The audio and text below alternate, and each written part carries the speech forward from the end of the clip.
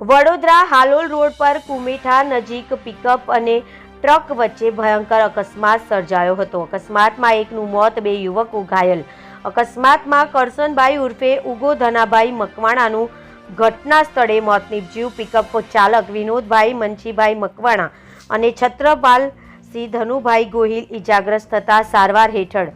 પોલીસે અકસ્માતવાળી કબજે કરેલી પિકઅપ વાનમાંથી ફાયર સેફ્ટીના સિલિન્ડર અને પીપમાંથી પોલીસને દારૂ મળી આવ્યો હતો। પોલીસે ફાયર સેફ્ટીના સિલિન્ડર અને પીપળામાં ભરેલા પોણા 4 લાખના દારૂને કબજે કરી પોલીસે 2233 બોટલ દારૂ બિયર સહિત રૂપિયા 6.91 લાખનો મુદ્દામાલ જપ્ત કર્યો હતો। પરપ્રાંતમાંથી ભાવનગર દારૂ પહોંચાડવાની પોલીસની પ્રાથમિક તપાસમાં ખુલાસો, મૃતક અને ઇજાગ્રસ્તો સામે ગુનો નોંધી દારૂ ક્યાંથી લાવવામાં આવ્યો અને કોને આપવાનો હતો તે દિશામાં તપાસ હાથ ધરવામાં આવી। રિપોર્ટર મૌલિન વ્યાસ, BN ન્યૂઝ ગુજરાતી, વાઘોડિયા।